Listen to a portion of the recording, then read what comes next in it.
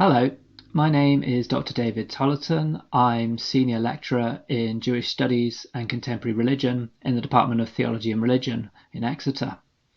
So, in this sample lecture video, I want to address the religious artworks of Holocaust survivor Samuel Bach. At the end of the video, I'll then link this to some broader comments about theology and religion in Exeter. So, first of all, to introduce Samuel Bach himself. So Samuel Bach is a Jewish-American painter. He lives in Boston. He's currently 87 years old. But significantly, Samuel Bach is a Holocaust survivor. He grew up in Lithuania, and his talents as an artist were recognized at a remarkably young age. But as a child, he was forced into the Vilna ghetto and lost most of his family during the Holocaust. Now, after the Holocaust, he moved to the United States and gradually built up a career as an artist. And then it was only in the 1970s that slowly his artworks began to reflect more and more on his childhood experiences of the Holocaust. And the paintings we'll be looking at today mostly come from the 1990s and the early 2000s.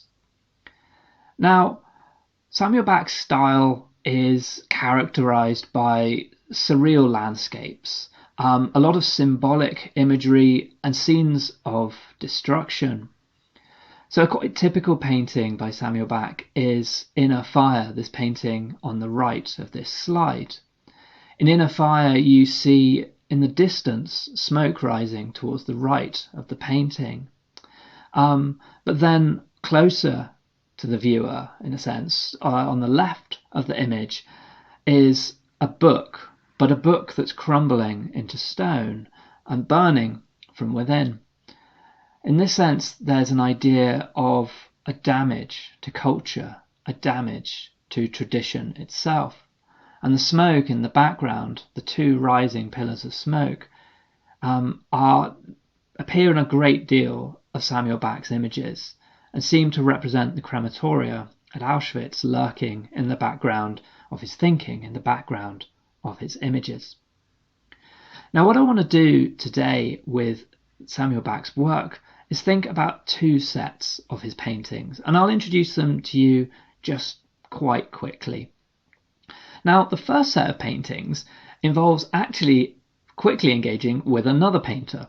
So we need to think just for a moment about Michelangelo. So Michelangelo is 15th, 16th century Renaissance artist. And perhaps his most famous work is the roof of the Sistine Chapel in Rome. It might be that a few of you have even been there. If you're a tourist in Rome, it's one of the main sites you do. You visit the Vatican, you go to the Sistine Chapel, and you crane your neck upwards to look up at the ceiling. And at the center of it all is the creation of Adam. This scene that has been reproduced and reworked hundreds and hundreds of times in Western culture. Now, Samuel Bach is fascinated by this image, and for one set of his paintings, reworked it again and again and again. Now, normally, if this was an open day where we were all meeting in person, what I'd do is I'd sit you down in pairs and I'd give you a few of his paintings for each group and ask you to pick through them, to think about what are the details that are most significant, what are the meanings that you think are coming out of this. Now in this video, I'll talk you through a few of the paintings, but note how subjective it is. Bach, as an artist, is someone who wants each viewer to wrestle with his paintings as an individual. Samuel Bach is not someone who's interested in finalized meanings. He's not someone who's interested in communicating a kind of pure intellectual idea. Rather, he wants you to kind of work with his ideas, to work with his paintings, and to draw out your own significance from them. So what I'll do now is run through a few of Samuel Bach's reworkings of creation of Adam. And what you can see is how radically he's altered the image to fit with his own sensibilities, his own themes of destruction, but also partial repair in the face of the world after the Holocaust. So here, first of all, is a painting called Creation of Wartime. Now, first thing you'll notice perhaps is that this is a scene of destruction rather than the kind of purer scene of kind of God in this kind of heavenly abode reaching across to the kind of pure creation that appeared in Michelangelo's painting. Adam here on the left is pictured clothed. He's not in the kind of original state of creation as he was in Michelangelo's painting. And what he reaches out to is an outline of God, a God that's left only in outline by the kind of destruction of this building. Where God is absent here, you find instead the crematoria, the smoke rising from these chimneys, a reference again to the Holocaust itself. But notice also the little bit of regrowth, the greenery that's appearing behind the wall where God reaches out towards Adam. In Samuel Bach, it's not purely destruction, it's also tenuous elements of reconstruction, efforts to put things back together, even if they're in a very fragile, very tenuous way. In this painting, Creation, again we see a clothed Adam here on the left. This time though, he's wearing what looks like an army uniform. His head is shaved like an inmate of a concentration camp. And again we see the smoke rising up behind him in the background. But perhaps the most striking thing here is the appearance of God. God here is petrified in a sense, turned into stone, broken up, suspended in mid-air. You can see a little bit of the kind of blue sash falling down from where God should be. It's a blue sash that's actually there in the Michelangelo painting, and it'll come back in one of the paintings again in just a moment. Notice though that the hands are still present in the middle of the painting, the contact between the human and the divine. They're propped up, put up in a very kind of tenuous, in a very precarious way, held up by sticks, tied up by string, but still reaching across to one another. This painting is Searching, one of the same sequence of paintings by Samuel Bach. In Searching, the figure of God is entirely absent. You don't even have an outline, or you don't have the kind of petrified, fragmented bits of the divine that you had in the previous image. Here, though, it's Adam, it's humanity that's turning into stone, that's petrified, that's fragmenting, that's turning, in a sense, back into earth. Now, in the book of Genesis, that's where Adam comes from the earth.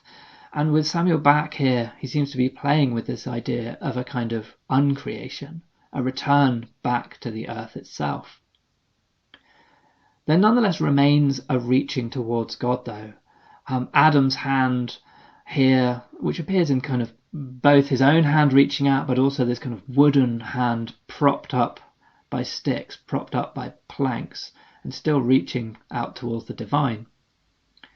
The one bit of the divine that's perhaps left is God's hand, but reaching across in a way that doesn't connect with Adam reaching across towards the divine.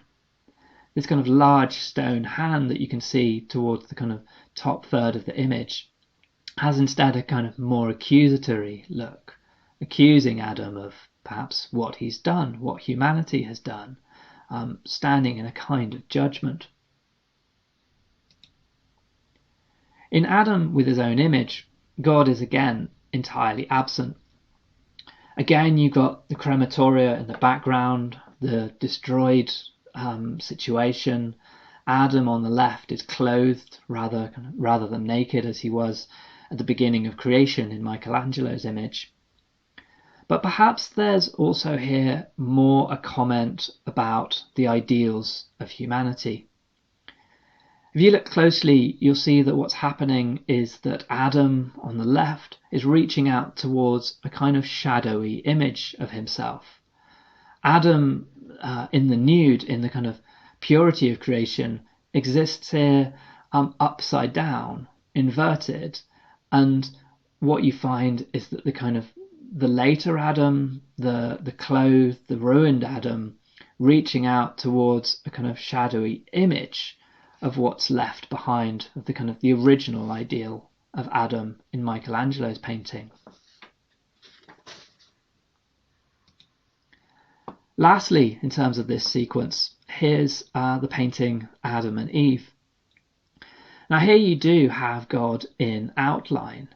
You can see him in the plasterwork of this semi-destroyed building up at the top. And you can see God's hand, a couple of hands in fact, reaching out and pointing towards the crematoria smoke off in the distance. But prominently, you have Adam down at the bottom, but here, according to the title, also Eve. Now, in this point, it's actually worth comparing it straight back to the Michelangelo painting, noticing where Eve is and noticing where the sash is that's kind of flowing down from underneath the figure of God. In the Michelangelo painting, the sash, this kind of blue sash, emanates downwards, but behind God is this female figure. In Samuel Bach, the female figure has changed, has become Eve, but become part of this kind of ruined landscape. And the sash, the blue sash, has changed to a kind of white sash, perhaps a sash of surrender. Now, across all of these paintings, there's been a great deal of commentary. Nolan Fuell and Gary Phillips, two commentators who've written extensively about Samuel Bach, talk about this sequence of paintings and talk of Michelangelo's God sealed in an orderly universe in the Sistine Chapel. But here, among Samuel Bach's paintings, here he's been blasted into thin air, traced only by broken bricks, propped split timbers, crematoria smoke wafting its questions towards heaven. But as I mentioned, there's also some sense of reaching towards God, and even some sense of partial rebuilding. Now, Samuel Bach's meanings aren't precise. That's not how he works. But the way that he's kind of reworked the creation of Adam, Michelangelo's creation of Adam, gestures towards a range of the theological and the cultural themes that seem to preoccupy him in the aftermath of the Holocaust. So in that sequence of paintings, you find, I think fairly obviously, you find aspects of religious doubt. Samuel Bach himself has been quite circumspect in talking about his religious views, but there's no doubt that his Jewish faith was damaged by his experiences of the Holocaust, or at least that his faith in God in very straightforward and simplistic terms had been changed. But there are also doubts about humanity here in these paintings, doubts about the kind of pristine image of humanity that exists in Michelangelo's paintings. Here in Samuel Bach's work, Adam has very much fallen, to put it in theological terms. Adam is no longer the kind of pure being as existent in the Garden of Eden, according to kind of the biblical story. So there's these kind of religious elements, there's these doubts about humanity, but there's perhaps a few other things going on as well. There's perhaps a criticism of European high culture. So when I say high culture, I mean the kind of what's sometimes referred to as the ideals of European art and culture and history, great works of classical music, great works of art historically.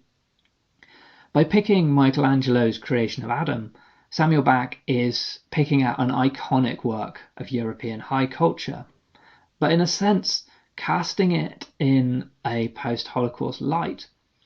He's in a sense provoking a question about how a continent which produced such art, such beauty, also produced such horror. And it's worth noting that the creation of Adam, Michelangelo's painting, is at the heart of the Vatican, at the heart of Catholic Christianity. And with Samuel Bach, there's perhaps also a critique of Christianity going on here. Samuel Bach himself, as I'll mention in a minute, had a very mixed relationship with Christianity during the Holocaust. But in some of his comments, there's no doubt that he's aware of the complications of Jewish-Christian relations across time. Jews lived as minority communities in Christian Europe over hundreds of years, and whilst tolerated in some respects, often faced persecution and discrimination. For some, that has links with what ultimately happened in the Holocaust, and Samuel Bach tries to provoke questions about this, questions about how a continent conditioned by hundreds of years of Christianity ended up producing the mass murder of European Jews.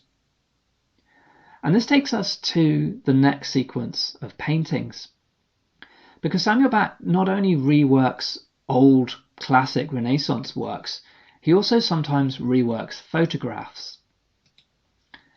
This is a famous photograph taken in the Warsaw Ghetto in 1943. During 1943, the Warsaw Ghetto, in which Jews were forced to live by the Nazis during the occupation of Poland, the ghetto was liquidated. In a sense, the Jews were forced out, sent off into camps. There was some resistance. There was a kind of major ghetto revolt, but that was ultimately unsuccessful. Now, this photograph is quite famous because of the way in which it's staged, the way in which it captures this scene of horror, of unrest. The boy at the center of the image particularly fascinates Samuel Bach. And this is partly because the boy is almost exactly the same age as Samuel Bach was during the Holocaust, when he was in the Vilna ghetto, which is some way to the east. So how Samuel Bach reworks this image and how he becomes particularly fascinated with the boy here plays into all sorts of issues related to Judaism, but also related to Christianity. Because Bach picks up on the fact that this boy, in a sense, has a kind of crucifixion pose. He's in a pose that kind of can be linked in with a kind of an image of the cross, and he plays with that and reworks it in various ways.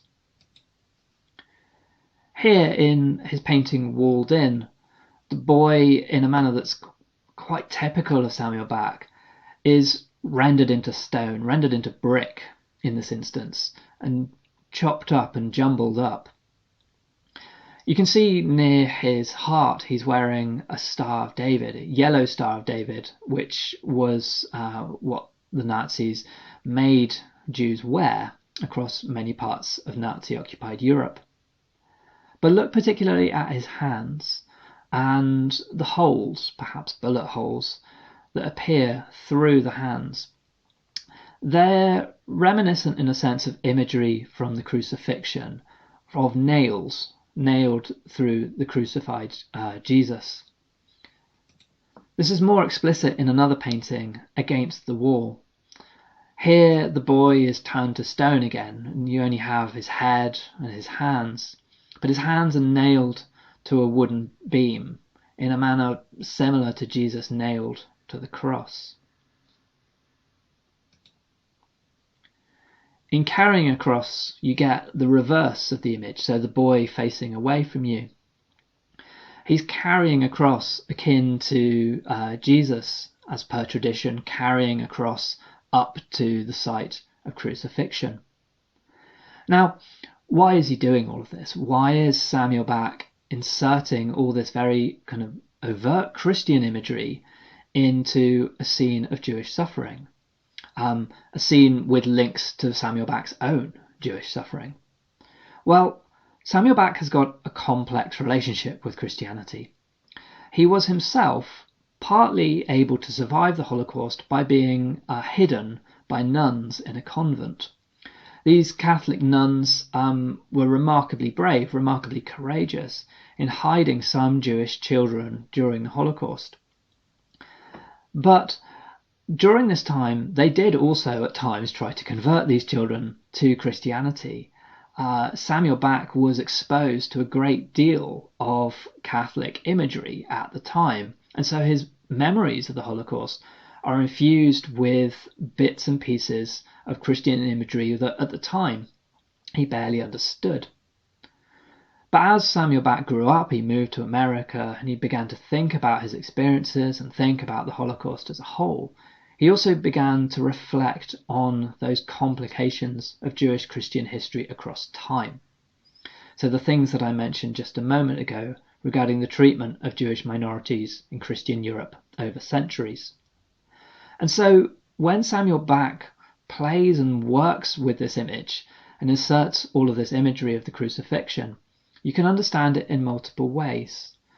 There's perhaps a reference to his own, in some ways, quite positive relationship with Christianity from the Holocaust, but also questions about Christianity in history.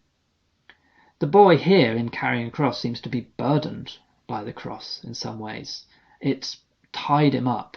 It's holding him back.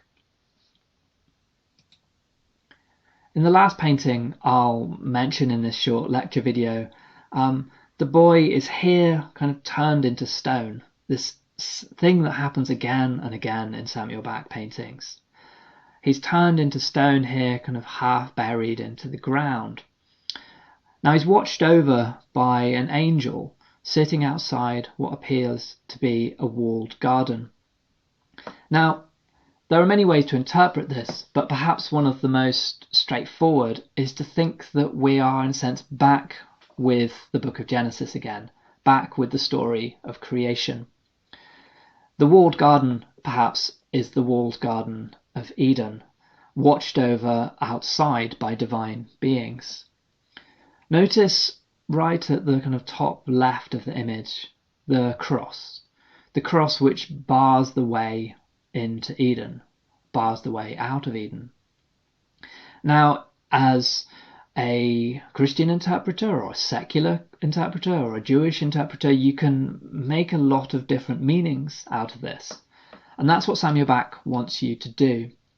He wants you to engage with his image, bounce off the symbolism, and work out its meanings in relation to a post-Holocaust world. Now, Samuel Bach is provocative, but he's also deliberately imprecise. He's very deliberately asking viewers to interpret and reinterpret his work. Now, perhaps you have your own ideas about the symbolism and meaning of some of the paintings I've highlighted today. Perhaps even as I went through them, you identified a few different details, different meanings that you can find there. Now, in the option module at the University of Exeter, where I cover Samuel Bach, students can read more about commentary on Samuel Bach's paintings, including Samuel Bach's own words. He's been quite careful about what he says about his own work, but he does reveal bits and pieces. And students can write creative, interpretive essays responding to these works, linking it in with wider commentary on post-Holocaust thought and the situation of Christianity, of Judaism, of kind of culture more broadly in a post-Holocaust world. Now, why have I introduced this example here? Why have I introduced you to Samuel Bach? Well, partly he, I think, is a provocative but also kind of reasonably accessible example of something that we cover in just one small part of a much wider program in Theology and Religion, but also because this example touches on just a few of the themes of what appears in Theology and Religion. So just with regard to the Bible, so there's a biblical studies element of this example. Samuel Bach is obsessed with the Bible and kind of reworking biblical elements. But when we think about the Bible at University of Exeter, we don't just think about its origins. I mean, we do think about its origins, where it came from, how it was written, what the kind of wider cultures were that produced the Bible. But we're also interested in how the Bible has been used across time, how the Bible has meaning, has relevance even today, even in comparatively kind of non-religious and secular contexts. The other reason why I picked out this example is because in the degree we're interested in the varied media by which theology and religion can be conveyed. So in a sense, we're not interested in only looking at texts. We're not interested in just kind of books written by theologians. We are interested in those, and certainly you can focus on them, but we're also interested in the way human beings communicate about theology and religion in varied ways, through literature, through art, through drama, through film, through all sorts of different media. The way in which human beings communicate varies the possibilities of meaning, and we want to explore that in different ways. Now, the last reason I picked this is in relation to how we think of ourselves as a department. Now, as I mentioned, if this was a normal open day, what I would do is I'd sit you down with a couple of the paintings and put you in pairs and ask you to kind of engage with them and think about them and then feed back to the wider group. And in fact, in a few days' time, that's exactly what I'll be doing online, live, with a group of second year students.